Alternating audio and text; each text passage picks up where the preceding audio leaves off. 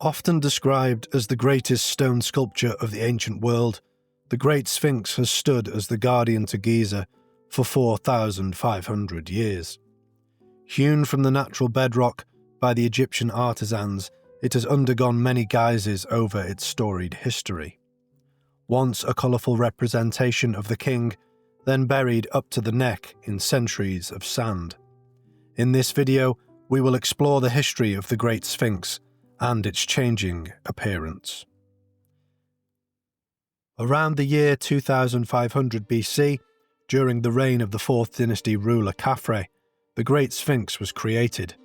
Khafre had built the second pyramid on the Giza plateau, but felt the need to go one better than his father Khufu and also create art. A protruding outcrop of rock provided the base from which to work, and the sculptors shaped this into the likeness of the king. Surrounding limestone was quarried away, leaving space for the body to be carved. This was to take the form of a recumbent lion, and has sparked debate that the head was originally a lion, which was recarved at some point. However, there is no evidence to suggest the head of the Sphinx was anything other than the face of a pharaoh, and there is plenty of evidence to back this up, as we shall see. And so, the Sphinx stood at Giza throughout the next 1,000 years, until the reign of the New Kingdom ruler Thutmose IV. Around the time of the First Intermediate Period, the Giza necropolis was abandoned, and soon enough the desert sands filled in the enclosure, burying the Sphinx up to the neck. During the reign of Thutmose, in around 1400 BC, the Sphinx was rediscovered, and we get the first documented attempt at uncovering. Thutmose organised a team of workers to dig the sand out and expose the body in pores, between which he erected what we now call the Dream Stele. This described how the Sphinx came to the young Thutmose and told him that if he dug out the sand, he would rule the land. It is this stele that connects the Sphinx with Khafre. 19th century Egyptologist Thomas Young deciphered the stele and found a cartouche with the name Kaf inscribed inside. Unfortunately, this line had flaked off by the 1920s when the Sphinx was being re-excavated, but it was certainly there during the early 19th century. Thutmose also built 3 mud brick walls encircling the Sphinx in the hope of stopping the sand from engulfing the body once again, but sadly, this did not work. During the rest of Pharaonic Egypt, there is scant reference to the Sphinx. The New Kingdom ruler Amenhotep II, also around 1400 BC, but before Thutmose, built a temple close to the Sphinx and dedicated it to the cult of Horem-Akhet, Horus of the Horizon. In a surviving inscription, Ramesses the Great orders stones to be quarried for work on the Sphinx. It has been suggested this was for the repairing of the pores. Certainly by this point in Egyptian history, the Sphinx was once again revered and conservation work being done to protect it. It wasn't until the Greeks and Romans began to visit Egypt that we get written references to the Sphinx again. In the 1st century AD, the enclosure was dug out for the visit of the Emperor Nero. During this excavation, a 39-foot monumental stairway was built leading down into the Sphinx enclosure, ending in front of the Sphinx pores. This remained in situ until 1931, when it was dismantled by the French Egyptologist Émile Barrésé. Luckily for us, these pictures were taken shortly before it was dismantled. When Pliny the Elder visited Egypt in the mid-1st century AD, he wrote of the Sphinx. Referring to it as a wondrous object of art, he described the face being red in colour and also tells us that it was hewn from the solid rock.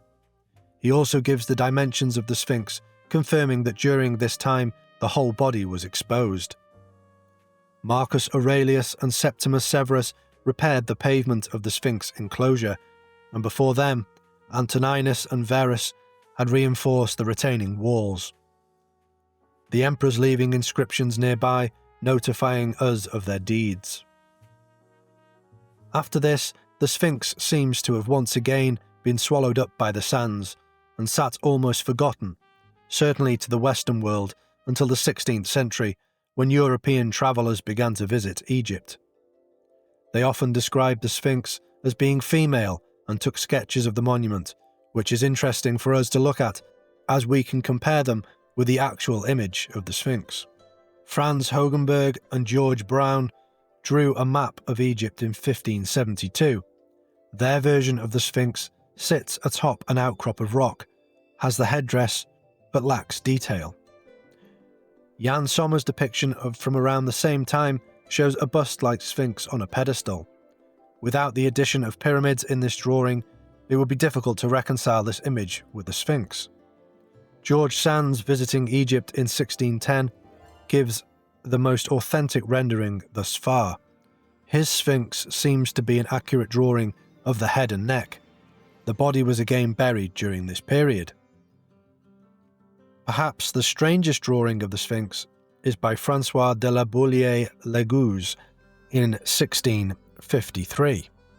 His Sphinx is very feminine and looks almost like a caricature.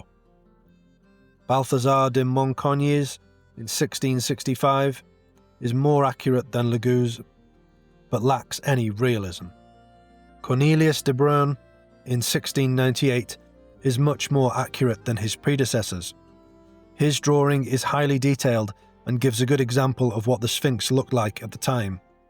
The headdress is very clearly heavily eroded, but the nose, although somewhat bent, looks more intact than it does today.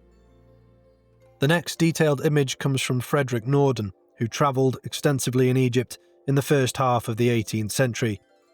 His Voyage d'Egypte et de Nubie was published posthumously in 1755. By this time, the nose is depicted in a damaged state, with the majority of it having been hacked off as it remains today. There was a long-standing story that the nose of the Sphinx had been used by Napoleon's troops for target practice, and this had resulted in the damage to the nose, but Norden's image comes 40 or 50 years before Napoleon and his troops entered Egypt, so this story can be dismissed as mere myth. The nose was in fact hacked off by long rods, most likely during the 10th century and the 14th century by Mamluk iconoclasts. When Napoleon and his savants arrived in Egypt in 1798, they conducted a full survey of the country and its ancient monuments. The results were published some years later in the early part of the 19th century in the Description de l'Egypte. Many drawings were produced of the monuments, which gives us excellent visual representation of the Sphinx at this time. The body still buried in sand, the head of the Sphinx is noseless, with partially eroded headdress. Erosion lines can be seen across the face. In 1817, a pioneer of Egyptology, Giovanni Battista Caviglia, was employed by the British Consul General Henry Salt to excavate the Sphinx, having been buried since the Roman Emperor Septimus Severus in 200 AD. He experienced great difficulty, as well as danger to the lives of his men and himself, because of the loose sand which threatened at every moment to pour into the trench and bury them all. But by using wooden planks, he was able to hold back the sand sufficiently to allow him to reach the base of the statue. He was able to take the measurements of the height of the monument from the pavement to the top of the head. He also noted the double layer of casing on the body and the remains of the red colour of which it had been painted. He exposed the full chest of the Sphinx, discovering or rediscovering the dream Stele of Thutmose IV, and later discovered fragments of a beard and uraeus that had once been attached to the Sphinx. It seems at some point in its history the Sphinx had been decorated with red paint and had all the decoration associated with a pharaoh, including a crown. Up until 1926, there was a hole on the top of the head. In 1565, Johann Helffich visited Egypt and described a priest entering the hole in the head and speaking from within, stating that it was as if the Sphinx itself was talking. It has been suggested that this was a hole that the crown of Upper and Lower Egypt would have fitted into and adorned the top of the Sphinx. As yet, no fragments of a crown have been discovered. In 1853, Auguste Mariette made the claim that there lay hidden chambers within the body of the Sphinx.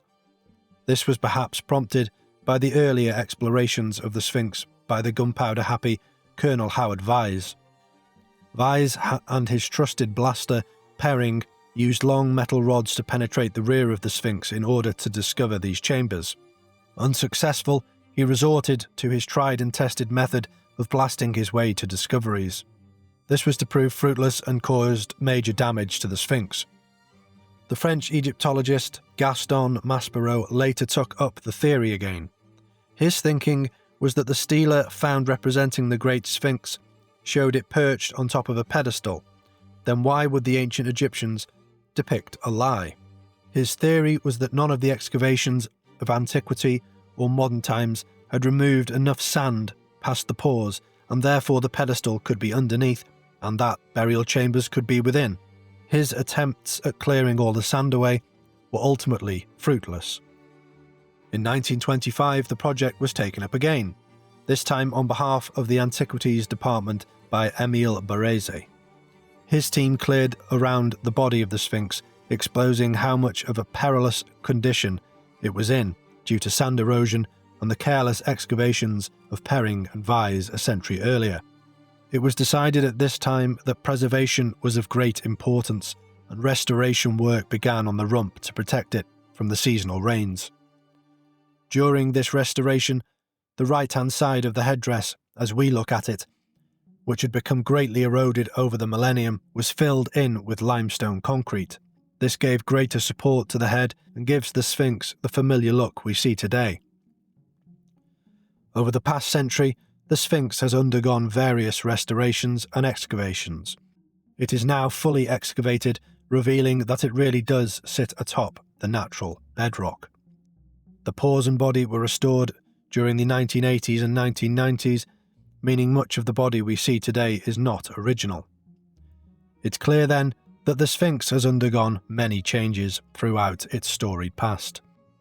What has remained unchanged, however, is its allure to those travelling to Egypt, and moreover, its enduring image representing a civilization lost to time.